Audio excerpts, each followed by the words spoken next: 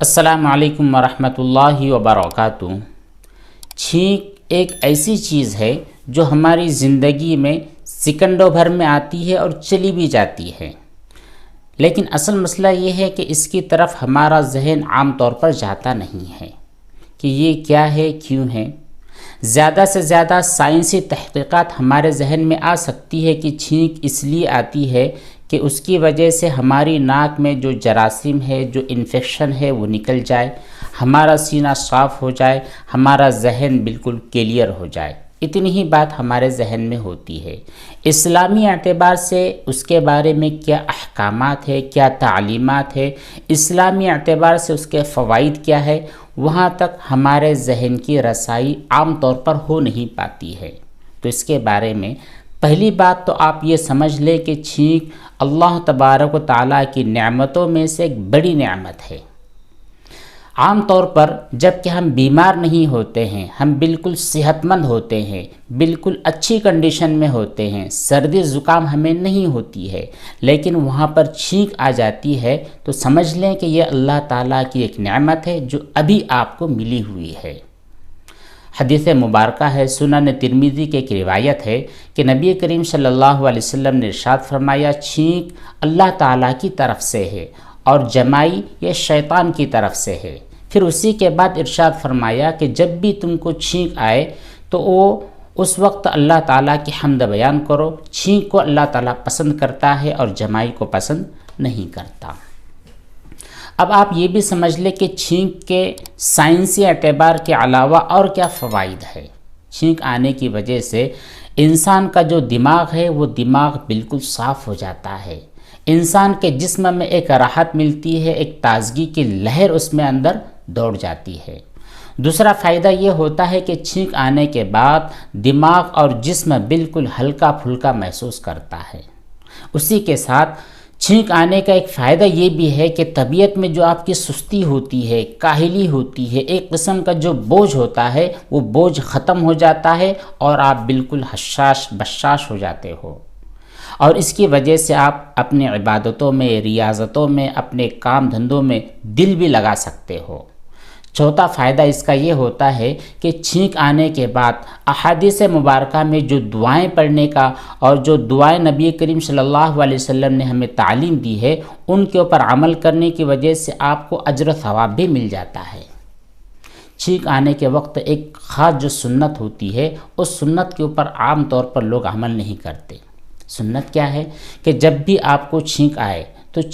پہلی بات تو یہ ہے کہ آپ کو چھینک روکنا نہیں ہے۔ اچھا، بہت سارے لوگوں کی عادت یہ ہوتی ہے کہ چھینک کو وہ ضبط کر لیتے ہیں، روک دیتے ہیں، جو کہ غلط چیز ہے۔ جب اللہ تعالیٰ کی ایک نعمت ہے وہ آنا چاہتی ہے تو اس کو آنے دے۔ اگر آپ اس کو روک دو گے تو جو جراثیم باہر آنے والے ہیں ان کو آپ دبا لیتے ہیں، جس کی وجہ سے سائنسی اعتبار سے آپ بیمار بھی ہو سکتے ہیں، تکلیف کا مقابلہ بھی کر سکتے ہیں۔ تو چھینک کو روکنا بالکل نہیں ہے، چھینک کو آنے دینا ہے۔ لیکن جب چھینک آ جائے تو ادب کا تقاضا یہ ہے کہ آپ اپنے چہرے کے اوپر کوئی رومال ہو، کوئی ٹیشو ہو وہ رکھ لے، یا پھر کم از کم ہاتھ اپنے چہرے کے اوپر رکھ لے۔ حضرت ابو ہریرہ رضی اللہ تعالیٰ عنہ کی حدیث مبارکہ ہے، نبی کریم صلی اللہ علیہ وسلم کو جب چھینک آتی تو پھر وہ اپنا چہرہ کسی کپڑے وغیرہ سے ڈھانپ لیتے، اور اپنی جو آواز ہوتی ہے، عام طور پر آواز آتی ہے چھینک میں بڑی، اور کسی کو تو بہت سخت آواز آتی ہے، تو آواز اگر آتی ہے تو اپنی آواز کو دبانے کی کوشش کرے، بہت زیادہ چیخ پکار کر کے چھینک باہر نہ نکالے۔ اگر آپ اس سنت پر عمل کرتے ہو، جو کہ بہت سارے لوگ چھوڑ دیتے ہیں، اگر آپ اس سنت پر عمل کرتے ہیں کہ جب بھی آپ کو چھینک آئے تو آپ کوئی کپڑا یا ٹیشو کو اپنے ناک پر رکھ لیں، یا پھر کم از کم اپنا جو ہاتھ ہے وہ ہاتھ ہی اپنے چہرے پر رکھ لے، تو ایسی صورت کے اندر بہت سارے فائدے ہیں۔ پہلا فائدہ تو یہ ہے کہ جب آپ چھینک کی آواز کو زیادہ سے زیادہ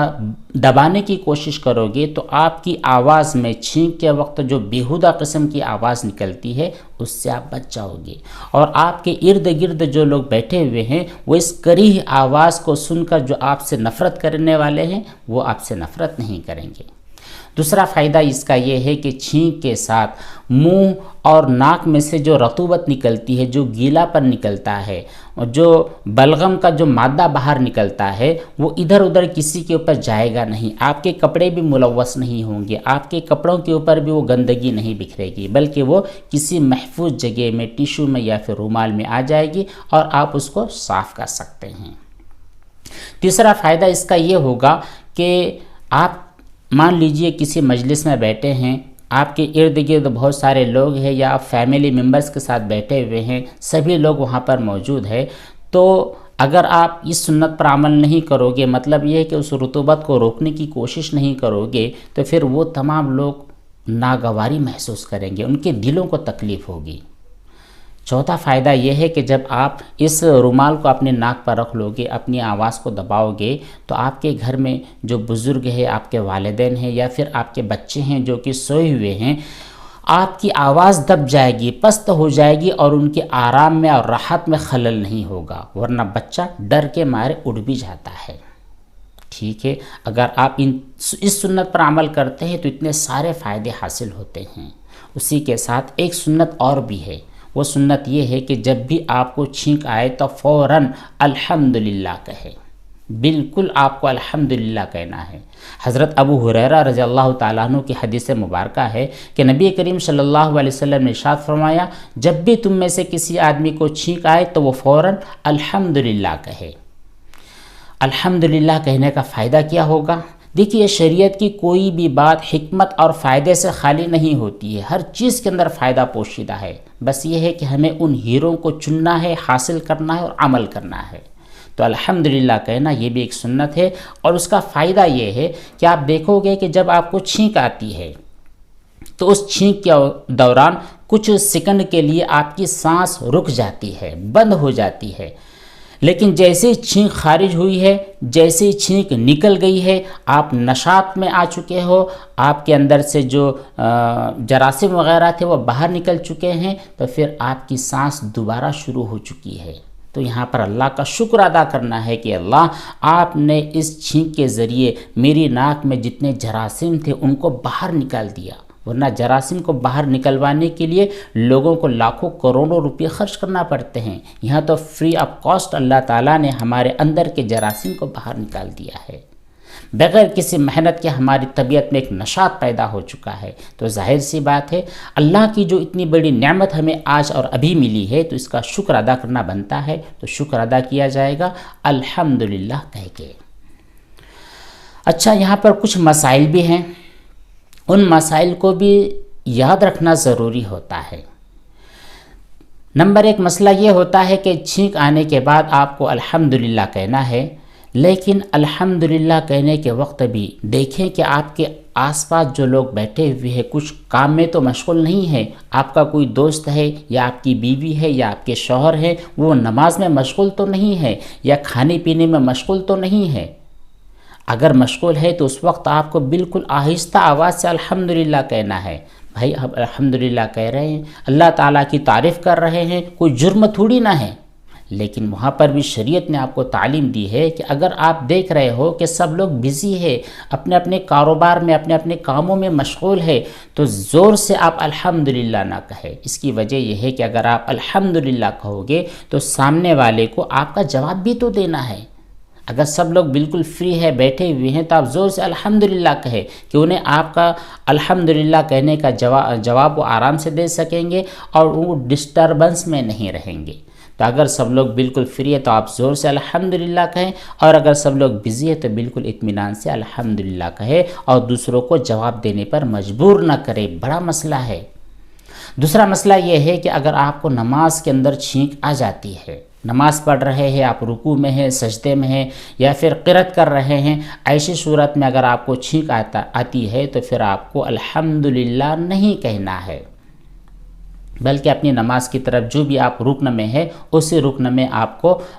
توجہ دیتی رہنی ہے، وہی کام آپ کو کرنے ہیں۔ لیکن اگر آپ نے الحمدللہ کہہ دیا ہے، چھینک آنے کے بعد الحمدللہ کہہ دیا ہے، تو آپ کی نماز فاسد نہیں ہوتی ہے، یہ مسئلہ سمجھ لیں۔ اور آپ نے الحمدللہ کہہ دیا ہے تو آپ کی نماز تو درست ہو جائے گی، ٹوٹے گی نہیں، لیکن اگر آپ نے نماز کے اندر الحمدللہ نہیں کہا، نماز سے فارغ ہو گئے، بعد میں آپ نے نماز کے اندر آنے والی چھینک کا شکر ادا کیا ہے، تو یہ بھی بہتر ہے نماز کے بعد میں آپ الحمدللہ کہہ دیں اس نیت سے کہ مجھ کو نماز میں چھینک آئی تھی۔ اب تیسرا مسئلہ کیا ہے؟ تیسرا مسئلہ یہ ہے کہ اگر آپ کو چھینک ایسی جگہ آتی ہے جس جگہ میں آپ اللہ کا نام نہیں لے سکتے، واش روم میں ہیں، آپ بیت الخلاء میں ہیں، یا پھر غسل خانے میں ہیں، اور ایسا غسل خانہ ہے جو کہ اٹیچڈ ہے، باتھ روم سے ملا ہوا ہے، تو ایسی صورت کے اندر آپ کو وہاں پر الحمدللہ نہیں کہنا ہے۔ یا پھر آپ غسل کر رہے ہیں، وہاں پر باتھ روم اٹیچ نہیں ہے، یعنی آپ کا بیت الخلاء اور غسل خانہ دونوں ملا ہوا نہیں ہے، الگ الگ ہے، وہاں پر آپ نے کپڑے نکالے ہوئے ہیں، آپ برہنہ حالت میں ہیں، تو وہاں پر بھی آپ کو الحمدللہ نہیں کہنا ہے۔ اور اگر آپ کپڑے پہنے ہوئے ہیں، آپ کا جو باتھ روم ہے، غسل خانہ ہے، یہ غسل خانہ بیت الخلاء سے الگ ہے، تو وہاں پر آپ الحمدللہ کہہ سکتے ہیں، لیکن بہتر یہ کہ وہاں پر آپ دل ہی دل میں کہیں، زبان سے نہ کہیں۔ اس کے بعد چوتھا مسئلہ یہ ہوتا ہے کہ اگر جمعہ کی نماز ہے یا پھر عید کی نماز ہے اور وہاں پر خطبہ چل رہا ہے، سمجھ لیں خطبہ چل رہا ہے، جمعہ کی نماز ہے، عید کی نماز ہے، تو ایسی صورت میں خطبے کے دوران اگر آپ کو چھینک آ جاتی ہے تب بھی آپ کو زبان سے الحمدللہ نہیں کہنا ہے، بلکہ خطبہ سننے کی طرف ہی متوجہ ہو رہنا ہے۔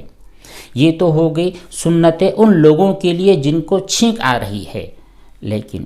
یہاں پر وہ لوگ ہوتے ہیں جو آپ کی چھینک کو سننے والے ہوتے ہیں۔ جب چھینک آنے کے بعد آپ الحمدللہ کہتے ہیں تو سامنے بیٹھے ہوئے لوگ آپ کی الحمدللہ کو سنتے ہیں، تو پھر ان لوگوں کے لیے بھی